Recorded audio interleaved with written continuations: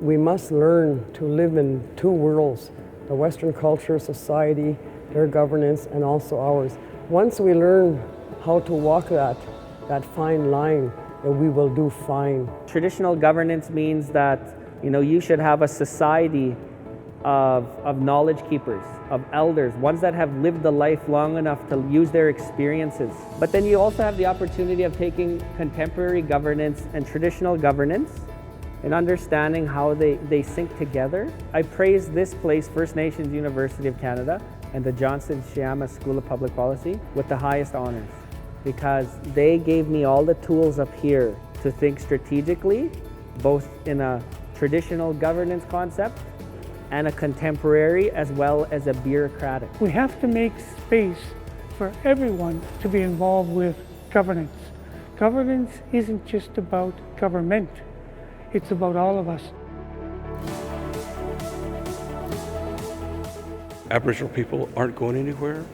Non-Aboriginal people aren't going anywhere as well. So it's really in the best interest of everyone to come together to figure out how partnerships can be created. The challenges that are put forth in front of us are all workable. We can get through those challenges by talking to each other and creating space such as the symposium that has taken place over the last 2 days. These are part of the solution. These conversations are going to take us to a different place and allow us to take a collective step forward.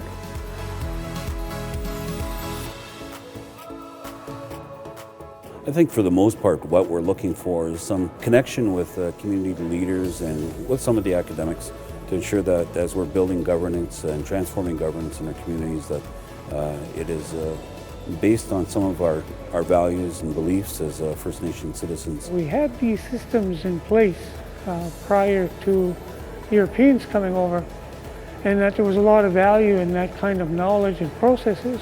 How much of that do we bring forward? How much traditional? How much contemporary? How do we reinvent or rebuild our nations as we move forward?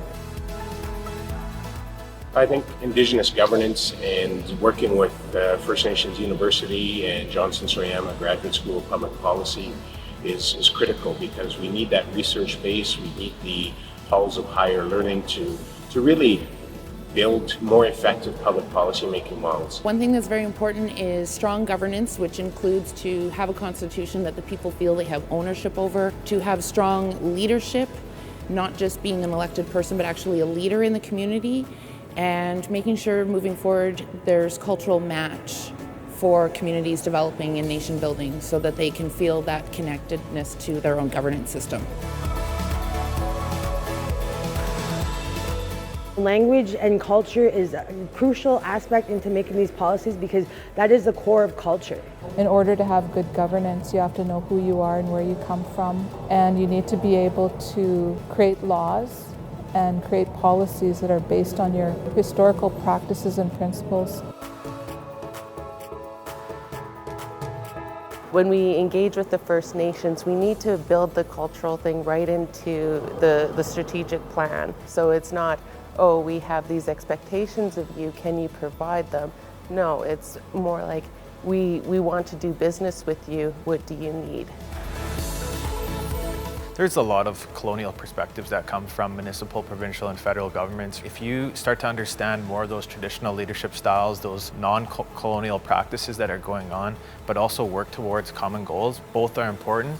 You're getting to the same end result, and it's just respecting both of those sides. I see what our community will look like in 100 years is we'll be a very vibrant community.